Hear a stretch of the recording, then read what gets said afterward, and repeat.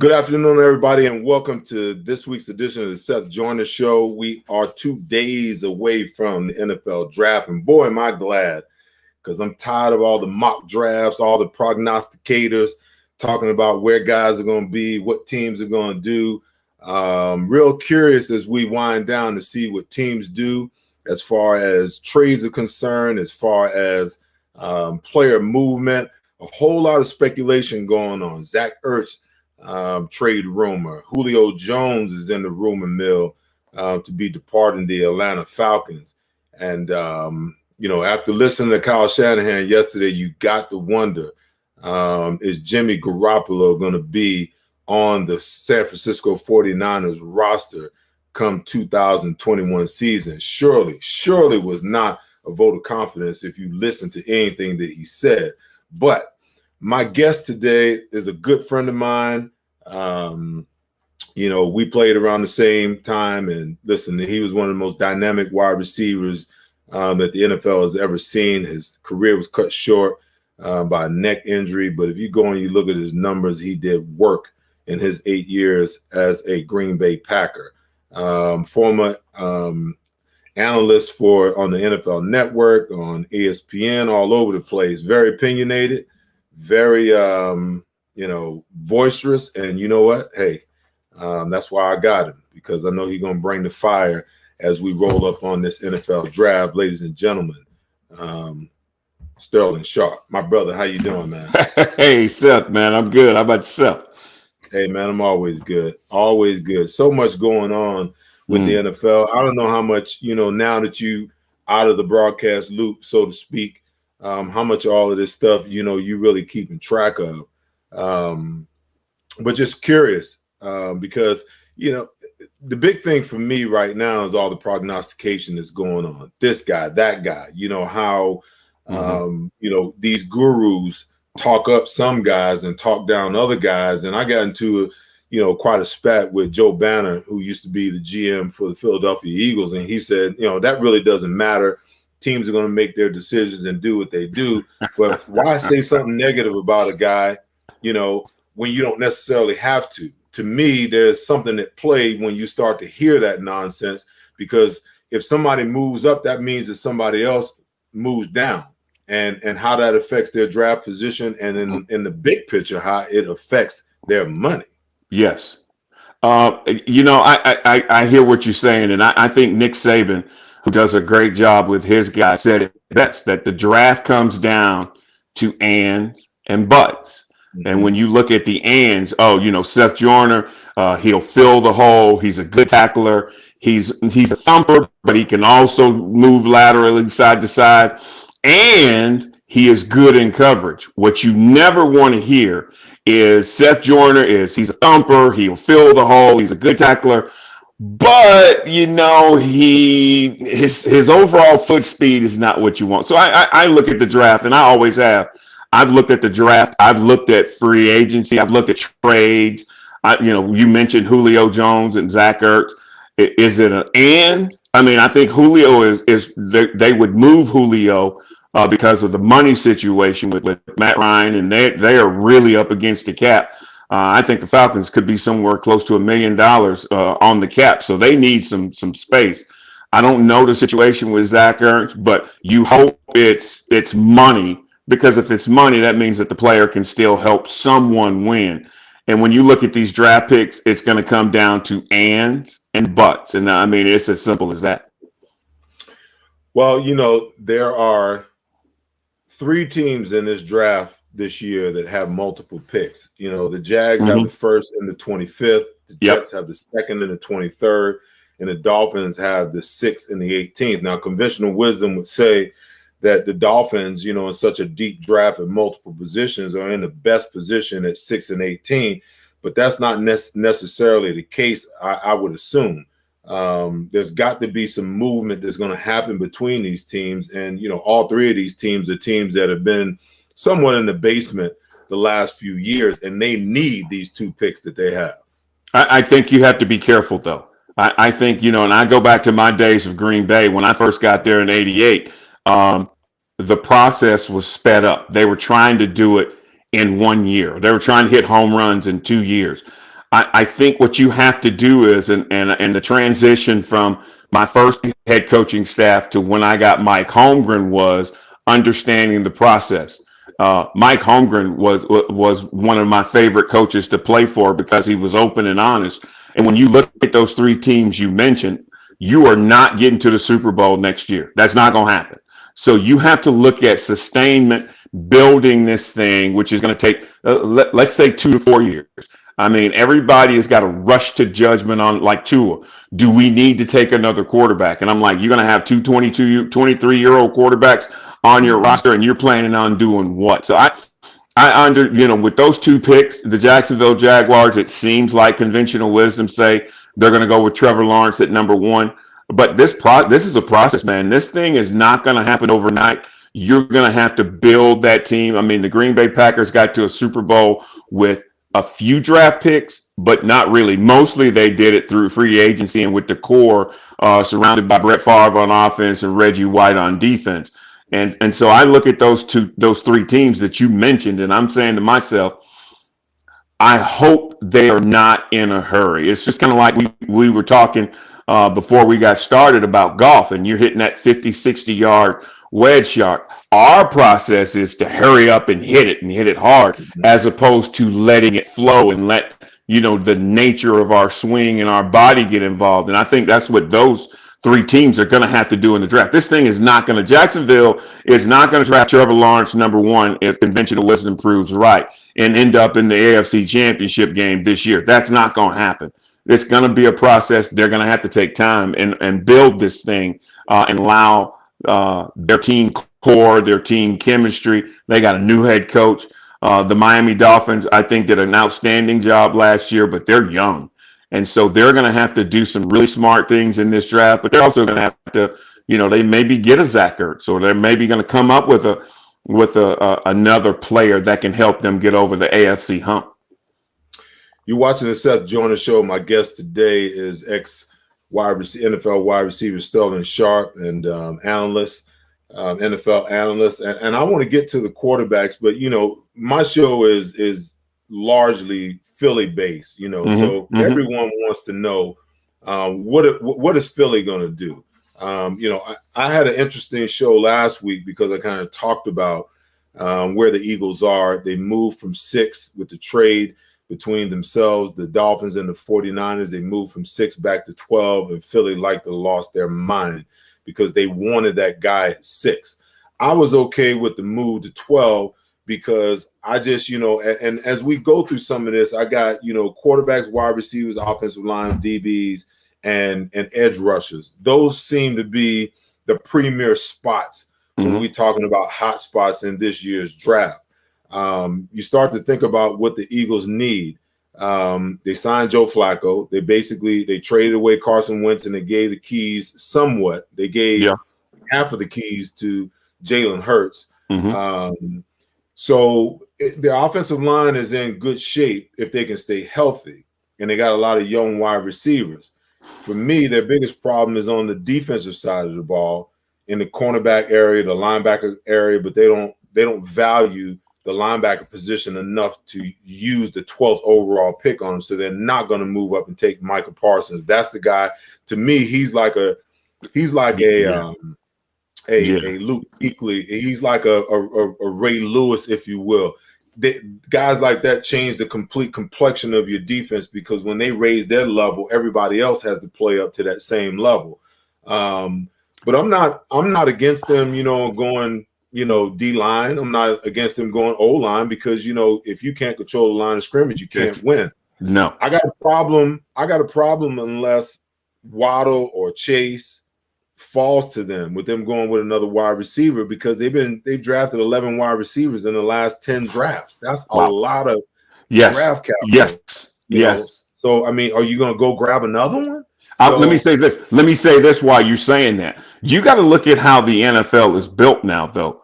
I mean, when you look at teams like the Tampa Bay Buccaneers did not get to the Super Bowl and win it by running the football. The Kansas City Chiefs have not been to back-to-back Super Bowls by running the football. The Green Bay Packers did not get into the NFC Championship game running the football. The name of the game in today's football era is offense and it's scoring. And let me tell you, we used to always say as a joke, why drive when you can fly? It is very true in today's NFL. You look at the college game. Nick Saban has made a tremendous transformation to 3 yards, a cloud of dust, and great defense to two quarterbacks in Tua and Mac Jones that can throw it all over the lot. If you can't score, if you don't get off the bus and your number, I would say on the light side in the NFC, in the NFC where Dallas and Philly and those teams are, in Washington, if you can't score 28 with your eyes closed, you're in trouble. And so when I look at Philadelphia, I mean, do I like Jalen Reagor at receiver? I haven't seen enough a body of work to be able to say this is who he is or this is, what he's going to be able to do. The thing is how quickly, and you look at Tom Brady and you look at Aaron Rodgers and you look at Patrick Mahomes, and I'm just showing you the teams that year in, year out seem to show up. Tom Brady, even when he was in New England, how quickly can you get the football out of your hand? Now those teams do a really good job protecting their quarterbacks, but those quarterbacks do a really good job of protecting themselves by getting rid of the football. Jalen Hurts, I like. I mean, is he going to get me to a Super Bowl? He could possibly get me to a Super Bowl, but he's going to have a lot of help. And does Philly on offense have enough help to help Jalen Hurts not only win the NFC, to win their division, but to compete for a spot in the Super Bowl? And I don't know if they have enough firepower. And they're talking about moving Zach Ertz. I just, you can play great defense, but if you can't score, that great defense is going to go out the window, because I guarantee you the teams you see next week and the week after that, and the week after that, and then in November when the weather changes and it's rainy and snowy and cold, those teams are going to score 28 in their sleep. And if you can't match them, you can't win in today's NFL. Okay, so let's chat on that for a minute, because we're both old school, and I get the newfangled, you got to throw the ball in order to be able to win, but not every quarterback, in my opinion, is equipped to do that. The Tom Brady's, the Patrick Mahomes, the Aaron Rodgers, those guys, can pretty much get it done in that manner.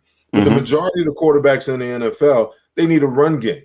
They have to have a run game. I mean, but I watched the Rams transform their entire offense last year, and it worked for a while. They came out and they were a running football team, and they went play action, they went bootleg, they went misdirection to kind of just have defenses all over the place. I mean, even Tom Brady only threw the ball 25 times in the Super Bowl, 35 times in the Super Bowl. They ran it 36 times. So I don't know that, let me tell you. Every quarterback. Well, I mean, listen. I mean, this is why I want you on the show, because I know that we're going to differ on some things. I hear you. It just makes for good conversation. I'm old school. My thing is, if you can run the football, I've always felt this way. Even when we play, the most frustrating thing for a defense is not being able to control the other team's run game, because when they're running it at you, they're running up your behind 4, 5, 6 yards a pop. Yep. And then that quarterback turns around, he reverse pivots and sticks that ball out, and he play fakes. Guess what? The linebackers and the safeties, they freeze. Yeah. Because they got to honor the fact that they've been running the ball. Now, that opens up your entire playbook. That allows you to run anything that you want to run, opposed to an offense that's just spread and the quarterback's in shotgun 85% of the time, and you throwing it 40, 50 times again. I hear you. And I used to hate when the older guys used to say, well, when I played, I used to hate that.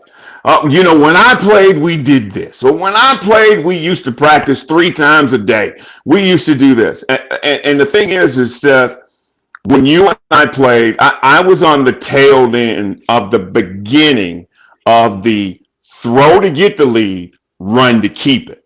You look at Tampa Bay, they were never behind. So they threw to get the lead, and then once they got it, they ran the football. And I think that's how the NFL is built right now. We're going to get the lead, and then we're going to turn it over and give it to Aaron Jones. or we're going to turn it over to Clyde Edwards-Helaire in Kansas City. Or, you know what, Russell Wilson, we're going to get you the lead, and then we're going to turn it over to the running backs that we have. If you can't throw to get the lead, you certainly are not going to throw to bring your team back from being behind. We saw that well-versed in Kansas City. And the reason is when you have the lead, and then you can mix in some of those 36 runs you talked about in the Super Bowl for the Tampa Bay Buccaneers. Now, guess what you have is balance. But let me tell you, in today's NFL, in today's college football, in today's high school football, they are not doing 7-on-7 running camps all over the country during the summer. They are doing 7-on-7. We are chunking it. We are throwing it. We get off the bus. We go to bed. Quarterbacks, here's your technique. If you cannot in today's NFL throw to get the lead, you have absolutely positively 98.6% chance of winning the football game. You got to be able to throw it. I don't care who you are. You have to be able to throw the football early to get the lead, and then you can turn it over to whatever run game you got, but you got to get the lead to be able to run it.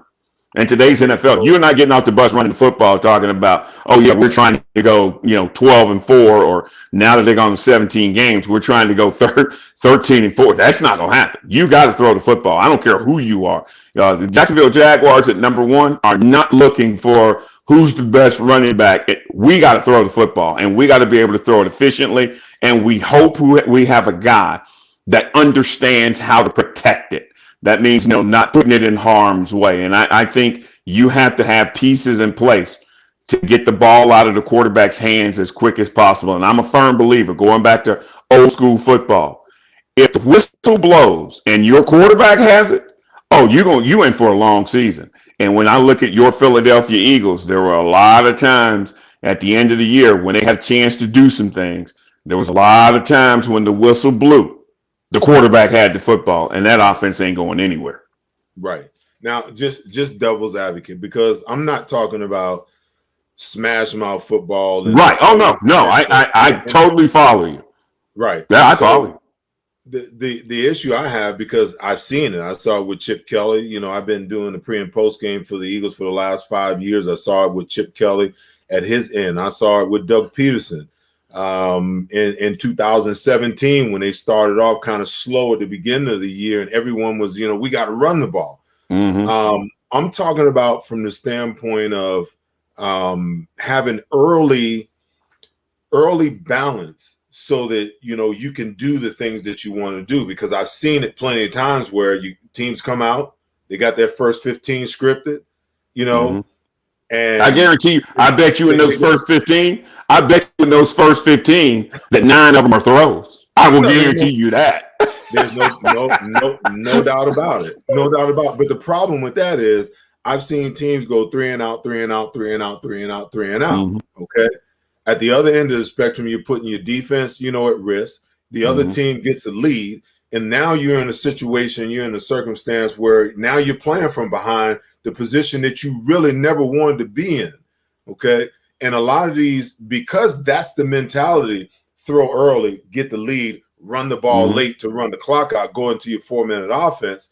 Mm-hmm. Some of these coaches don't have the wherewithal to just say, okay, the game plan ain't working. The first 15 didn't work. Okay. So can I adjust that and try to establish the run, get my offensive linemen feeling more like they're attacking rather than retreating, and then go back to throwing the ball? Most teams can't do that. And that happens to a lot of teams. They start off slow because they can't get the passing game going. And before they know it, it's halftime and the game is pretty much over. I definitely look at the premise, and I'm going to base what you're saying. I'm going to speak specifically Philadelphia Eagle-wise.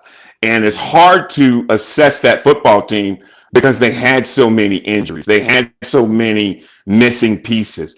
And when I say balance, I used to, and I was always taught, and I go back to a lot of the things that Mike Holmgren said, because he was like, you know what? If we go 3-3 and out, guess what? Seth Joyner wasn't sitting at the house all week. He practiced. So what? You got to go out there and we went 3 and out. We took 1:09 off the clock, and you back on the field. You practiced, you ran, and you trained, and you ate what. And I think when we look at the balance of today's NFL, and you look at the transformation in college, the guys in college are averaging, the running backs are averaging 6, 7, 8 yards a carry. Why? Because the college offense has got you spread out all over the place, that they're scared to death of you throwing it. So, yeah, you're going to be able to lay it up in there for 6 yards. You're going to be able to lay it up in there for 9 yards. But you look at the quarterbacks, and there's an opportunity for 4, maybe 5 quarterbacks to go in the top 10. They ain't going that high because they did a great job of turning it around, handing it to the guy behind them. They're going that high because they can throw it and they protect it. And I think, and I have this conversation with my friends a lot. It's hard for me to see the football that I played in today's NFL because me being a number one, and Mike Holmgren used to say, we're only going to go until we get you some help. We're only going to go as far as you take us. And I caught 108, 112, 95, and you go, wow, those are 3 great years, but we didn't have enough helpful pieces. We had Reggie White, we had Leroy Butler, we had Sean Jones, we had some outstanding defensive folks, but I was on the tail end. My end of my career was the beginning of the throw to get the lead, run to keep it. And so I totally see where you're coming from, and I definitely was in Mount Laurel doing NFL network stuff when Chip Kelly was in. And I think that it's like the run and shoot. I thought the run and shoot was about 4 years too early.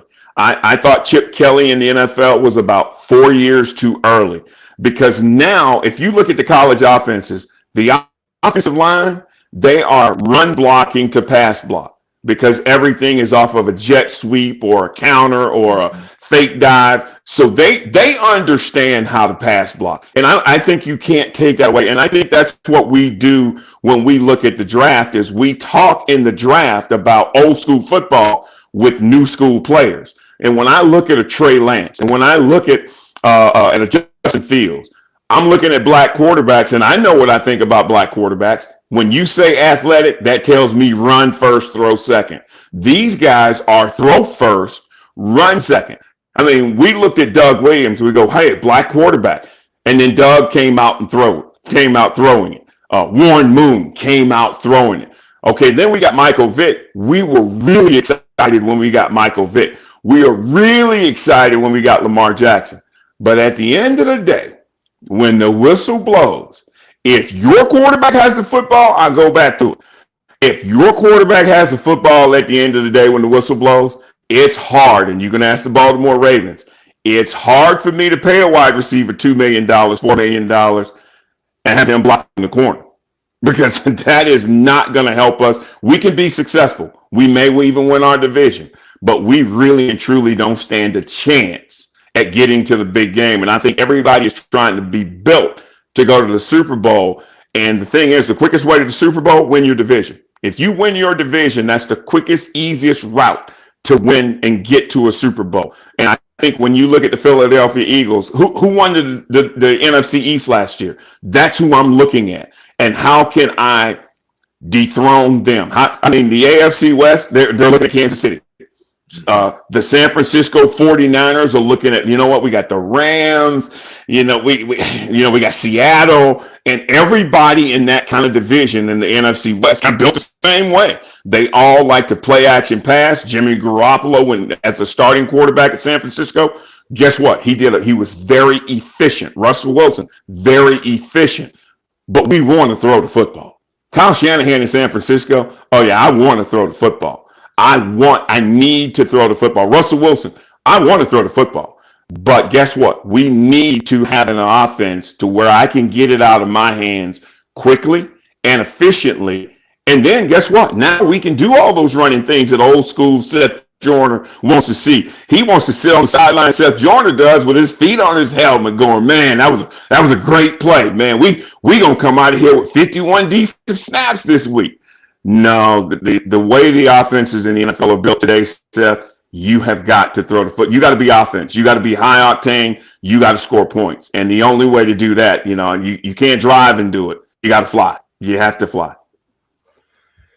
Man, Sterling Sharp, y'all. I should have known better than to ask that question of the extra wide receiver, because the extra wide receiver he want 15 targets a game. I want to win. I want to win. I got you. But if it takes me catching 15 to give us a chance to win, let's do it. If it takes me catching 4 to give us a chance to win, let's do that. I want to win. That's why I never threw temper tantrums on the sideline, because also, I was thinking about this draft and the receivers that are in it, and they're talking about, Jalen Waddle's in Alabama, the Smith kid at Alabama, Jamar Chase at LSU. And I'm saying to myself, you're not going to teach them how to catch stuff. You're not going to, the Alabama guys, they understand how to share the football. They understand when it's my time. They are in tune to the game plan of, you know what? Jalen Waddle, I can run. So my job on the first 7 plays may be to clear it out for Smith underneath. But Smith understands that I'm not going to get 488 catches. I may catch 2 for 83. I may catch 5 for 217. And so when I look at those, Jamar Chase, great technicians, all 3. But when I look at those guys, they are outstanding players because they understand the game plan. So you don't see them throw temper tantrums on the sidelines. You don't see them lose a play because mentally they're not in it, because they thought they should have got the ball on the last series on a play that they figured they were open on. So it's hard to bypass those guys because there are no buts with those guys. There are a lot of ands. Right. Well, that being said, the Eagles sit at number 12, barring Harry Roseman doing something to either move up for a guy that they've targeted. You understanding where they are, with Jalen Hurts as the starting quarterback, with the jury still out on Jalen Reagor, and with a complete swing and whiff on Arcega-Whiteside. What do the Eagles do at 12? You had some great points about their defense. You brought up some things about their defense, and I'm only looking at the Eagles in the division. Dak Prescott is not going to turn around and hand the football off 426 times. That's not going to happen. The Giants not going to turn around and hand the football off 426 times. The Washington football team, they're not going to hand the football off 426 times. So you're either going to have to stop the pass, or you're going to have to score with the pass. So for me, looking at the Philadelphia Eagles, you're either going someone to affect a quarterback or someone to affect a wide receiver. So on defense, you're either going a rusher, whether it be a defensive tackle that can get upfield, or an outside linebacker that can both play a little bit in space, but mostly get after the quarterback, or you got to get a corner. Because when I look at the football team that should blow people away, the Dallas Cowboys are going to spread you out, and they got 3 outstanding pass catchers. If you can't beat them, the rest is moot. I look at the New York Giants with Daniel Jones at quarterback. They got some guys that are not big name wide receivers, but you know what? They're effective, and they're starting to understand what's expected of them. Washington is a wild card because they got to find themselves a quarterback.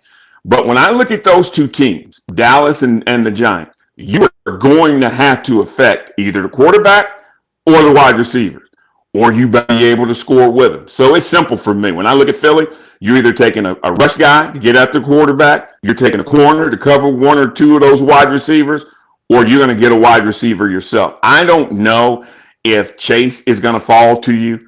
I don't know if Jalen Reagor is going to fall to you. I think the guy that may be available at 12, he's 155 pounds. But I think the Smith kid from Alabama could end up falling. And I can't pass, if he's there, I can't pass him up because I know what he brings to the table. He's 155 pounds.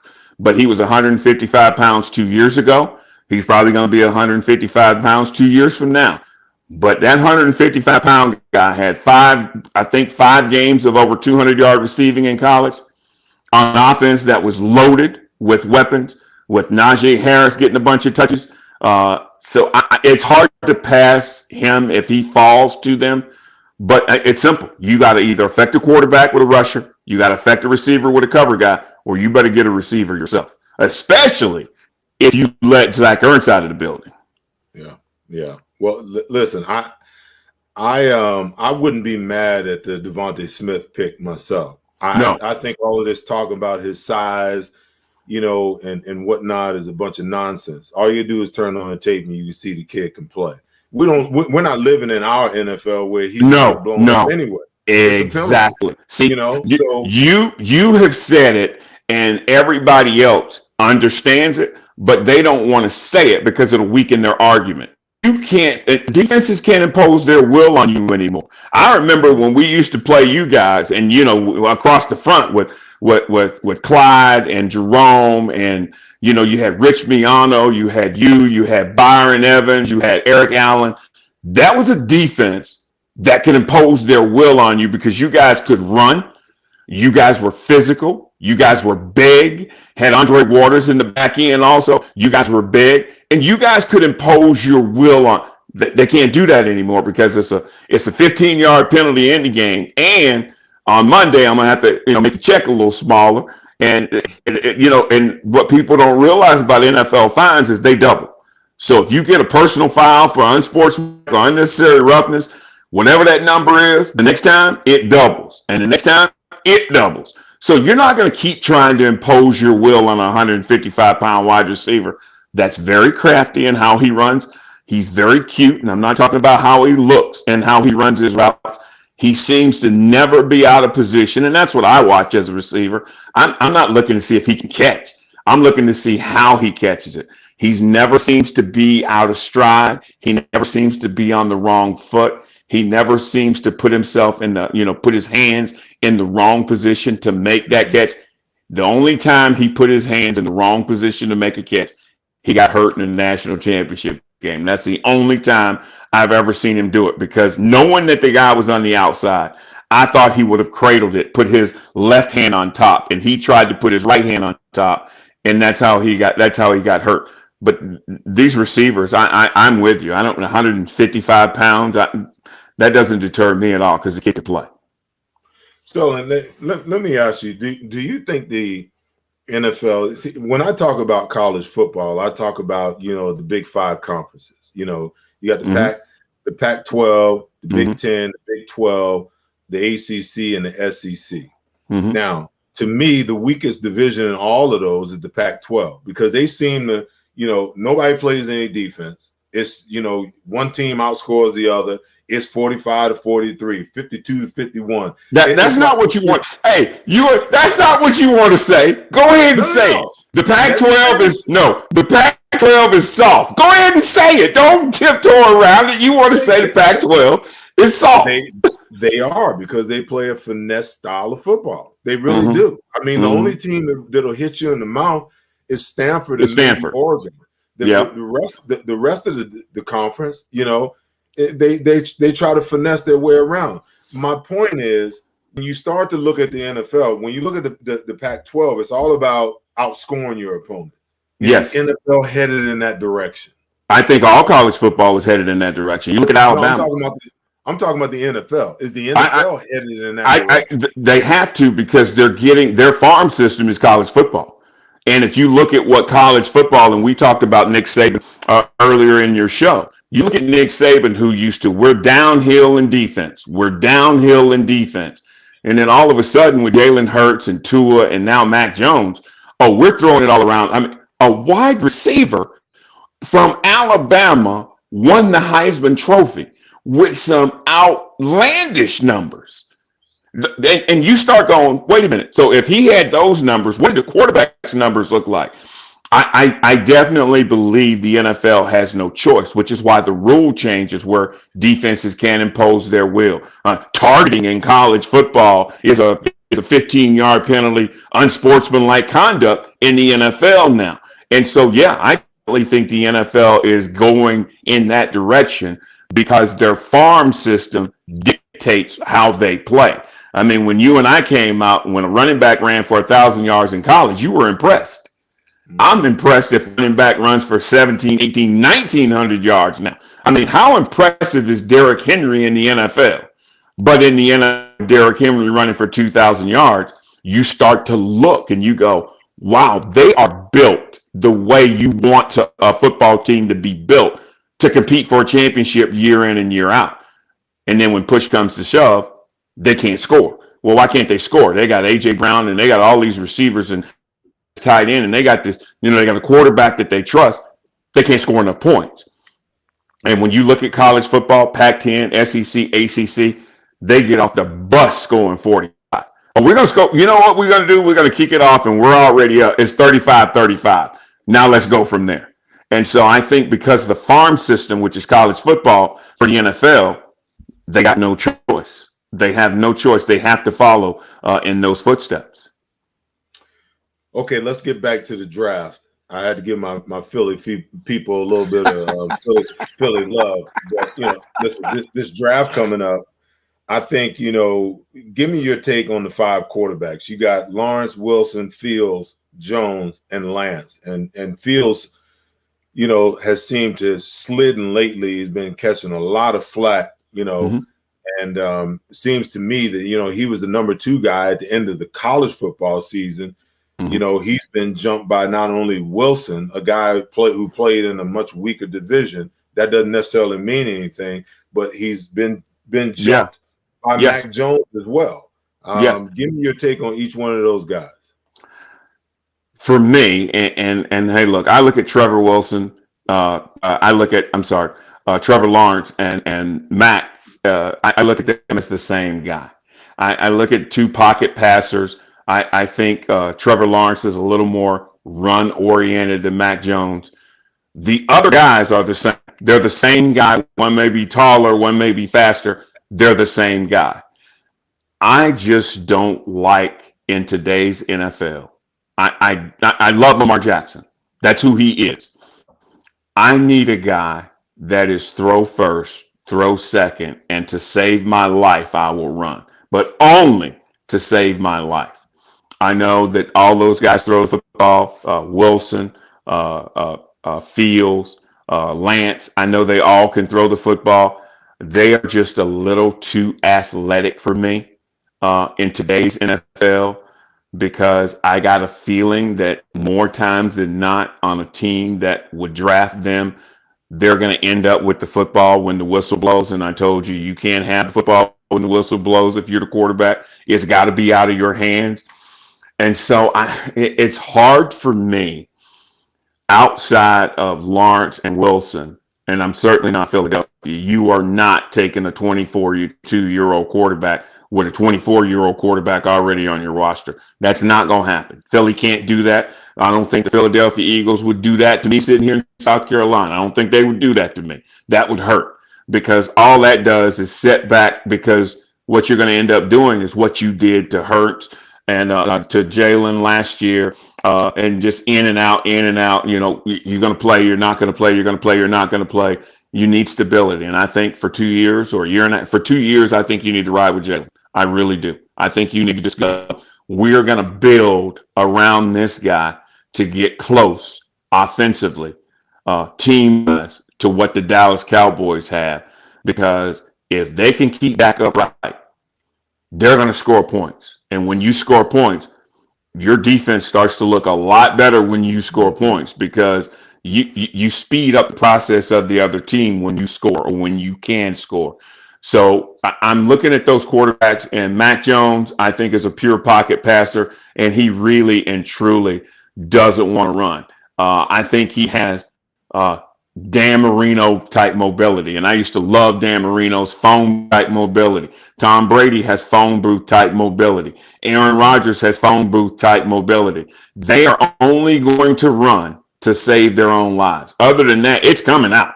It is going to be thrown. And I just think the other 3 guys, Fields, Lance, and Wilson, I just think that they are too athletic, that they will depend on their own ability to get them out of trouble. And we'll look at the most sacked quarterbacks in history, and you played with one in Randall Cunningham. The most sacked quarterbacks in NFL history are athletic quarterbacks because they run into more sacks than they run away from. Right. Right. Well, when I think about Russell Wilson, I look at a guy who's mastered exactly what you're talking about. Yes. You know, Yes. he knows how to stay in the pocket, and he Phone booth. knows Yes. when to run. He can move in the pocket, but he's extremely athletic. There's a lot of opportunity for him a lot of times. I mean, and he's been the most sacked quarterback in the last 2-3 years in the NFL. Athletic. Okay? Yes. Yes. But he does a very good job of knowing when to stay and when to go, I agree. when to get down, how to get down. I agree. Is that something that these young quarterbacks can learn, or has it just been embedded in them since since youth football that, hey, I'm the star, I'm the guy that makes it go? Exactly. Okay. If Yes. I got a guy wide open, I'm gonna give it to him. If he ain't wide open, I'm the best athlete on the field, and I'm going to take off and make something happen, which would be detrimental to those three guys that you just referenced at the highest level of football. Can they learn how to be Russell Wilson-esque? You're not going to learn sitting behind Jalen Hurts. You're not going to learn sitting behind Tua. You're not going to learn sitting behind an already starting quarterback. I mean, ask the Love kid in Green Bay how much he's learned with Aaron Rodgers. You have to learn by trial and error. And you and I, when we came into the NFL, the first thing I noticed is how fast everybody was. Everybody could run in the NFL. Why? Because I'm playing against the best athletes in the world in my sport. You can't learn that, Seth, watching. You have to play. You have to experience the speed of the game. You have to experience the game plan. Remember when we came out of college and we were all everything and we were this and then we got into the NFL, and as rookies we had to sing and we had to we were at the tail end of the totem pole, and it's hard to grow from the tail end of the totem pole standing over by the coach. And so I think if you draft one of those guys, or all three of those guys, or all five of those guys, they're going to have to play. They're not going to learn to be that phone booth mobility, self-preservation, team first. Russell Wilson, and what you mentioned it to make my point even stronger, Russell Wilson doesn't turn a scramble into a 60 or a 50 or a 40-yard run. He's like, it's a gain of 4. It's a gain of 2. It's a gain of 8. It's a gain of 3. It's a gain of 7. But what happens is it keeps that offense on schedule. The more athletic you are, the more you want to turn that gain of 3 that Russell Wilson took and slid down, you want to turn it into a gain of 6. You take a hit. You want to turn it into a gain of 12. You take a hit. You want to turn it into a gain of 20. You take a hit. I saw Lamar Jackson do this, and it looks like the same, and then all of a sudden somebody comes up from behind, because a lot of the folks on defense are as fast as these quarterbacks coming out this year, and the ball's on the ground. So that's the thing that you have to learn to be able to do. I'm a firm believer, and I've never said this publicly, I don't think Aaron Rodgers learned a thing sitting watching Brett Favre. I think Aaron Rodgers, what he turned out to be, he got out of bed with that when he was at Cal. He came from California with that. He didn't learn that sitting behind Brett Favre, because guess what? You don't get the speed and the reps and the visions, and this is what he sees. And I think when you look at these athletic quarterbacks, that's what scares me. What scares me is if I take them, they're not used to being patient. Remember, Justin Fields was at Georgia. He started out at Georgia. He ain't patient. I ain't get the job. I didn't win. Okay, tell you what I'm going to do. I'm out. And so without a transfer portal in the NFL, I love all these quarterbacks. I think they all can play, but I think they all need to play right now also. Interesting. Okay, so let's go to the wide receivers. The top 5 here is Jamar Chase. I like him. Any concerns with him opting out last year? He's an and guy. He can run. He's got great ball skills. His body is always, or it seems to be in the right position, and he competes. He understands, having been on a team with the firepower that they had the last 2 years at wide receiver. He understands offense, that I'm not going to get it every play. I can't get upset because I thought I was open on this play. He knows how to share the football. He's an and guy. I don't have any buts for him. Okay, so Smith, Waddle, this Rondale Moore kid out of Purdue. Woo, boy, let me tell you. And to round out the five, Rashard Bateman out of Minnesota. Yes, I think they all are and guys. They bring what they bring to the table, and they'll fit into any system. You can play them inside. Please say You can that. play Whoa. Please say that again. that they're and guys, and they'll fit in any system. Fit in any system. That's fit what in I any want to system. hear. Yeah, they'll fit in any system. The only question mark out of those guys is Jalen Waddle. I didn't see enough of his work to know what kind of a technician he is. I know he's got great speed, and usually great speed guys can't get in and out of the break the way I need them to. I'm a technician. I'm a technique guy. I need your chest over your knees. I need you to plant and turn and step out of that route. I need your head to come around. He's the only guy that I don't know that he can compete with those guys in route running 101. The rest of the skills, he is as good as the rest of them. You have to ask yourself, and I believe all the five guys you just mentioned can play in any system. The thing when I look at those five guys, you have to be able to say, this is how I'm going to use them, because as soon as they get comfortable, and Rondale Moore is a guy that you have to be careful not to overuse him. I want him to return punts. I want him to return kickoffs. I want him to play in the slot. You have to be careful not to overuse Rondale Moore, because that kid is special. He's got special talent. He's quick twitch. He's a special talent. I just think that whoever drafts these wide receivers, you can't develop a plan. You have to draft them knowing exactly how you are going to use them. And I think you can't go wrong with any of them. And I tell you what, the sleeper in all of that may be the kid in Minnesota. He may be the sleeper, and he may end up finding a system where he turns out to be the DK Metcalf, the AJ Brown. He may be one of those guys that you don't realize he was that good, and then all of a sudden he's that good. Wow.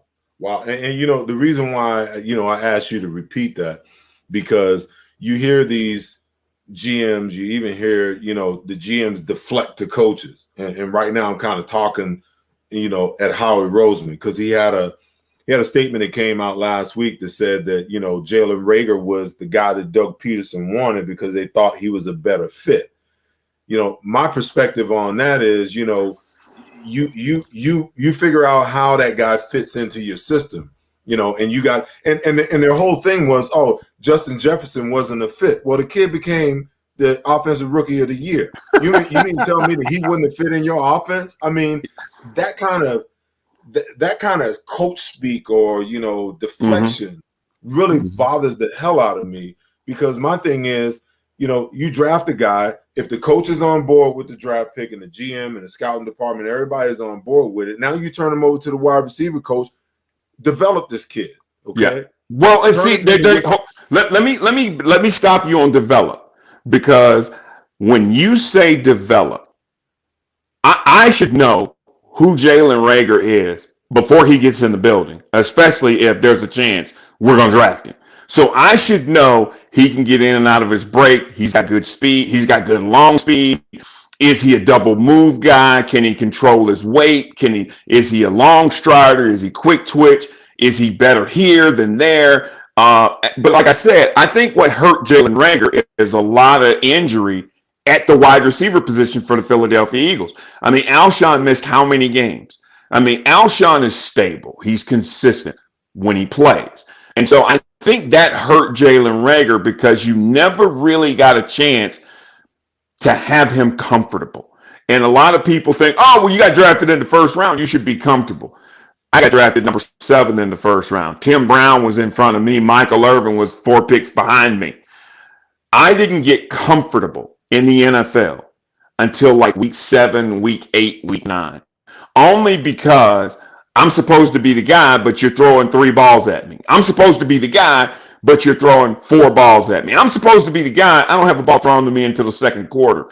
And so I had a veteran receiver named Perry Kemp that taught me how to be a pro. I was already a star. I needed to learn how to be a professional wide receiver. And he taught me that you have to listen in the meeting when the offensive coordinator is talking to the quarterbacks. You have to listen on the field when you're standing behind the huddle and the second wide receiver is in, what the quarterback coach and the offensive coordinator is teaching the quarterback. Because once you understand that, then you know how they think. Now you can learn to be you. Catching the football, they're not going to teach you how to catch. They're not going to teach you how to run routes. They're not going to teach. You have to learn how to fit into what they're asking you to do.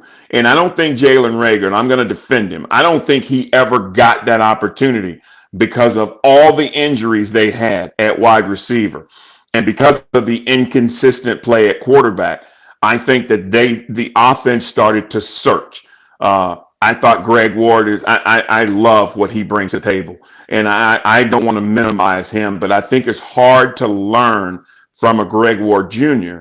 when you have other pure or, more developed wide receivers like an Alshon, that if he's not practicing and he's not playing and he's not talking to you, it's hard to have that confidence to be able to put my spin on the Philadelphia Eagles system. I played in the West Coast style, so there's a lot of, I watched them and I know the terminology and some of that has changed and got longer, but the concepts are still the same. And I just thought Jalen Reagor, because of the injuries, got a bad deal because he wasn't able to learn and get that on-field learning that he probably would have had, all things being equal, if those guys would have stayed healthy. Well, when I talk about development, I look at it from my perspective. There's, and there may be a major difference from, offense to defense, and not all of us came in, with the mindset that we were superstars. I need to just learn how to do it. You understand what I'm saying? Mm-hmm. Yes. So it was, integral for me to have coaches, to not only teach me the playbook, but to teach me different techniques that maybe I hadn't learned in college and different fundamentals that I hadn't learned in college. It's like when I watch the Eagles wide receivers, and this is what I'm talking about. I realize that if you're a wide receiver, the coach is not going to teach you how to run a route. Okay. But my thing is, okay, if you're not running your routes as a wide receiver with a stem, it's easy for me, even me, a linebacker, I can cover any wide receiver. And fast as I ever was 4.55. I can cover any wide receiver that doesn't run a route with a stem. Okay. And so when I look at the Eagles, when I look at their wide receivers, they never stem their routes. They just run their routes. And then when you look at the defenders, it almost looks like the defenders know what they're running. And then they turn around and the media wants to crucify the wide receivers, the offensive coordinator, the wide receiver coach, because they're like, our guys can't get separation. Well, if you don't stem your routes, if you don't know how to set up your routes, if you don't have a wide receiver coach to teach you how to do that, if someone in college did not do that, how are you supposed to get better, Sterling? But that's my point. And God, let me go back 20 some odd years to when I played. And I hate doing this but I think that the overall base is still the same. We used to run a route called 22Z in. Z would run a 14-yard in. You got a tight end over the ball. You got a back running a wide. My route is not on the corner. I'm never running a route on the corner unless it's a double move or a straight go. That's the only two routes I'll run against the corner. Everything else is against underneath coverage. I'm going to stay in Philadelphia because a lot of what Doug Peterson did, I did in Green Bay. If I know as a receiver who the underneath coverage is, I'm running my route on him.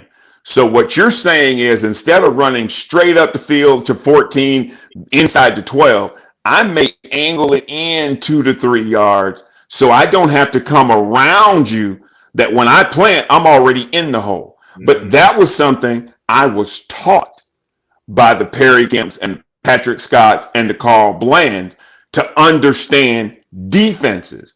When we played you guys, by the end of the first quarter, I knew all your calls. I knew when you were in cover 2, when you were in cover 3. I knew when you were in man-to-man. I knew when you were in 7, where the corner would look like he's playing bump and then wheel and look for something coming to him. I knew all those because what I was doing was easy. If I don't know what you were doing, it's going to make my job a lot harder. But that was taught to me by other players. And that's what I say about Philadelphia Eagle receivers, because their veteran guys got hurt. And because their veteran guys weren't able to dispel or displace that knowledge that you need to grow as a wide receiver, I think, and I'm looking at Jalen Reagor, and I'll even throw Greg Ward in there. I think it's hard for you to reach maximum potential, because what you end up having is you're learning on the fly. And guess what? The routes I ran against Philadelphia last week, if I'm running that same route next week against Chicago, it's probably going to be covered, because they're watching me on film. Oh, when he gets underneath coverage, he likes to angle it on the inside. So when you see that corner, you just go. Don't worry about the wide. You just go. So I love my position coaches. I had Buddy Geist my first 4 years. I had Sherm Lewis, who had Jerry Rice my last 3 years. And the way they taught was, this is how it looks on a blackboard. What you do in practice is put your spin on what we're doing. For instance, if I'm running a 14-yard route and we're playing the Philadelphia Eagles with all that pass rush up front, Clyde and Jerome and Reggie and Mike Golick, all that pass rush up front. If my quarterback tells me he's getting pressure, that 14-yard route just went to 12, because what it looked like on the board and what we drew up, I'm getting ready to change all that, because my job is to get the ball out of the quarterback's hands as quickly as possible. And so instead of it being a 14-yard catch, it's a 10-yard catch. My coaches don't say anything about that, but that is a personal spin that I'm in tune with what's going on with all our offense. And so I was able, as a veteran receiver, especially at the end of my career, to catch so many passes, because I knew everything there was to know about wide receiver. And so I tried to teach that to the Anthony Morgans and the Terry Mickens and the Robert Brookses of the world, and the Jeff and the Bill Schraders. I tried to teach them what I saw. So if we're all running routes the same way, we're going to be really hard to cover. And I think when you look at young guys coming into the league, I never looked at them drafting Robert Brooks in the 4th round, or them bringing in this guy, or bringing in a Mark Clayton from the Miami Dolphins as taking my job. I always look at it as they are going to help us get to where we want to go. If I'm as good as I'm supposed to be, what's for me ain't nothing anybody can do. There was nothing anybody could do my last 3 years in the NFL to stop me from catching 100 passes 2 of the last 3 years. Nothing they could do, because it was for me. What I needed and what I tried to do is get our 2nd and 3rd and 4th options at wide receiver to see the offense like I saw it, to see what Brett, when our quarterbacks were going through, like I saw it, so we could all be on the same page. They were faster. I was bigger. I was stronger. But if we can end up in the same spots consistently, that's going to help our quarterback get the ball out of his hands as quickly as possible. Man, listen, that's such an interesting take, because, what I'm gleaning from what you're saying is the veteran experience for young guys is such a big deal. Alshon Jeffries is gone. Sean Watson is gone. They don't have any experience at wide receiver to pass on to these guys. So you're saying that the wide receivers coach can't necessarily teach you these things unless he's played the game. He can't necessarily teach you these things. Or if he didn't play the game, he's got to be in touch with a lot of different wide receivers, or a lot of different information is out there, Seth. It is. You just have to want it. And they used to say about us black people that if you want to hide something from them, put it in a book. But what we would do is I would get to the Pro Bowl and I would watch a Jerry Rice. I would watch a Michael Irvin. I would watch Jerry go against Darryl Green. I would watch Fred Barnett go again. Hey, man, when you run this route, what are you looking at? What are you thinking? What we did back then, we didn't play golf back then. We had football camps. So when you go to different guys' football camps, I got a chance to talk to a Pepper Johnson about defensively when you got curl flat. I'm trying to hold off the curl as long as possible. We're giving you flat. We'll give you that. But I'm trying to hold off that 14-yard catch. We'll give you the 4-yard catch, which I'm trying. So understanding, and what you have now, and you don't have a lot of interaction between guys because there's so many different things that guys are doing that are not pertaining to football, other than running with a parachute on your back or learning how to flip a tire for 10 yards. That never really benefited me in football. Because I never ran with a parachute on my back and during the game, and there was never time for me to flip during the game. So I didn't do any of those things. There's information out there, and there are a bunch of people who are dying to help. And I would talk to just about anybody about trying to help myself get better, because once I understood it, then I could disseminate that information to my teammates. And when you share that information, when you share the football, when you share the experience, it's not so much important that I catch 100 passes as opposed to us making the playoffs. Right. Because if we make the playoffs, if we start out and every team does it, they start out wanting to get to a Super Bowl. You can look around your room and okay, we ain't got enough talent to get to the Super Bowl. But you know what? What we're going to do is we're going to be 4-12 this year. We're going to be 7-9 next year. We're going to be 10-6 the year after that, and we're going to build on this thing. Because I'm looking around the room. When I looked around the room in Mike Holmgren's first year in 1992, there was me. And then all of a sudden, they're like, hey, we traded a first-round pick for this Brett Favre guy. And I was like, okay, another quarterback. I played with 9 of them. Okay, this is another one. And then all of a sudden, Brett came in, and you started going, wow, okay, we got something. But Seth, all of a sudden, not Seth Joyner, but Reggie White showed up. You go, whoa, Reggie White came to Green Bay?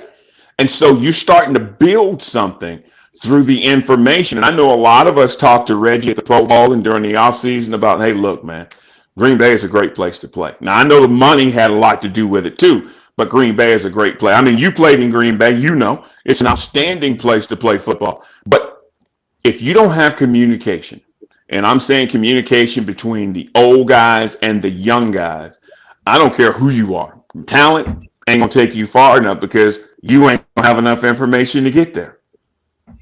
Listen, I agree with you wholeheartedly because, as an 8th round draft pick, when I came in, it was my main objective to gain as much information as I possibly could to help me make the transformation at the next level. Mm-hmm. And, even when I talk to young guys, last year, not this past year, but the previous year, I coached in the NFLPA Collegiate Bowl, had a bunch of young linebackers. A couple of them got drafted, and I used to tell them all the time, I'm like, listen, information is out there. If you want to get better, you can get better. You just got to seek it out. I said, if there's one thing as a linebacker, as a defensive player, and it goes back to what you're saying, that I could go back in my career and change, I would hang around the offensive coordinator and the quarterback and pepper them with questions all day long. Okay. Yes. What are you trying to do with this concept here? What are you trying to do? When you pre-snap read wearing cover 2, or you pre-snap read wearing cover 1, obviously in man-to-man coverage, you're trying to find a matchup. Okay. But when you get certain things, what are you looking for? Because now you're starting to play the game from the quarterback and the offensive coordinator's mind instead of just your defensive mind. Because once I got my defense down, it's called, okay, exactly 46, whatever. Okay, I got this on run, I got this on pass. I'm already locked in. Okay. Yes. But really, you become a great player when you start to play the game from the mind of the other side. From the other side of the football. Exactly. That's why I said by the end of the first quarter, I knew all your calls because I'm standing in the huddle. I ain't really listening to our play. I'm listening. I'm looking at the sideline. That's the hand signal. This is what they do. That's the hand signal. This is what they do. Okay, now let me listen. Because when the safety tells you, Seth, you got curl flat, you hitting the back of your hip. Oh, so that means he agrees he got curl. I need to know all that because the more I know, the easier it is on our offense, especially being the guy on offense. And so for me, that's what I needed. But more importantly, I came out of as a wide receiver, South Carolina. My best friend and my roommate was the defensive back. I scored more touchdowns on hitch routes probably than anybody in the history of college football because I understood how corners are trying to drive you or turn you or corral you or funnel you, so to speak. And if you did this, there's nothing that we can do because there's no one else left. So I learned a lot of playing college wide receiver from my roommate, Greg Philpott, who was a good corner and turned out to be a really good college safety. I learned a lot from him just laying in bed at night talking about, what are y'all doing on this? What are you doing on this? Or Leroy Butler, what are you doing on nickel wetsuit? I mean, I know somebody's coming. Or Tomahawk automatic. I know you're the Tomahawk because you say Tomahawk left. You're the Tomahawk, so you're coming. What are you guys doing, and what are you hoping, and what are you? And so once you understand the information, or you can get the information, now you can turn into who you are. I mean, what we knew, and playing against Seth Joyner, and I think I played against you once in Philly and once in Green Bay. Mm-hmm. He's a guy that he plays angry. He is a good tackler. He has got great speed for an outside linebacker. Don't be surprised if you line up in the slot and he takes you man to man. So don't let that surprise you. And he is very crafty. He looks back like he's coming, but he's got you man to man because he's as fast as you are, which you were. And so when you understand that, and Seth, I say this to people all the time, respect is not earned. It's given. If I got to watch you do something to earn your respect, then I'm already lost. I've already lost that battle. Respect is given. So if I'm watching this dude on film and I'm like, wow, he's covering Michael Irvin in the slot, or he's running down the middle of the field with Alvin Harper, so he got skills. So I'm going to have to treat him like I treat Eric Allen. I'm treating him just like I would Eric Allen. I'm giving him all 160 of my moves. And if he can hang with those, then he should be playing linebacker. He need to have a 30 number on and be out there playing corner. But that's the thing that young people don't do is, one, I don't think they respect the elders enough to be able to go and say, hey, Seth, man, I'm struggling and I'm struggling in this zone coverage, or I'm struggling in this. They help me understand what I'm missing, because they're so afraid that, oh, Seth thinks I'm here to take his job and I'm not here trying to help the team win. And I think that's the biggest misconception and mistake that young players make, is they don't depend enough on whatever veteran leadership there is in the locker room. Listen, I agree with you 100%, man. I mean, this has been solid gold, man. And as we wrap, I just want to say this. That's why it bothers me to no end when I hear a quarterback say, it's not my job to help him get better. My backup. My thing is, okay, listen, as an 8th round draft pick, every time I turn around, they was trying to draft somebody to take my job. To replace you. My thing is bring him on, because it's all about competition. I've been competing my entire life. Okay. And that's right. You know what? I'm gonna do you one better. I'm gonna make him come in the film room with me, and I'm gonna give him all the information, everything I know. I'm gonna teach him. Everything I know, I'm gonna teach him. Yes, and then I'm still gonna beat his ass, and he ain't gonna take my job. And then you're gonna be sitting over there with egg on your face while he's sitting on the bench, and I'm out there playing. That's correct. Just the mentality, and that's what we don't have. No, we don't have enough of that. And I look at the Miami Dolphins as a football team that I think the biggest mistake they made was letting Fitzmagic out of that building. I just love his demeanor. I love how he plays. And I love the fact that he is not the most gifted quarterback. But you know what? I say this all the time. And I say, I never played with Don Majkowski. I never played with Brett Favre. I played for them. I mean, I played with all kind of injuries when I played with Brett, because I didn't want him to be on the field without me. I didn't want him to feel like, I'm going to go through my reads, but I wanted to be there just because, you know what? If it ain't working or you don't feel comfortable with that read, you can always come to me. I never wanted them to feel like they could grow or needed to grow or had to grow without me on the field as long as I was in the building. And what we don't have is we don't have enough of that in the National Football League. If there's one thing that I see is missing is we don't have a lot of guys play for other guys. We have a lot of guys who play with other guys. And I think that hurts the team dynamic. And when I look at Tom Brady, I say he's the best quarterback or he's the best player to ever play. And let me tell you, it took a lot for me to put Tom Brady in front of Jerry Rice. But there are a lot of people who play for Tom Brady and they don't play with him. And that is, I think, the ultimate compliment that any player can receive in any team sport. Awesome stuff, man. I'm gonna let you go. I know you got to call your brother. Make sure you tell him I said hello. Will do. I tell my guests every single week, our most valuable commodity is our time, my brother. I appreciate the last hour and 10 minutes of your time here on the Seth Joyner Show and just reading through my comments here.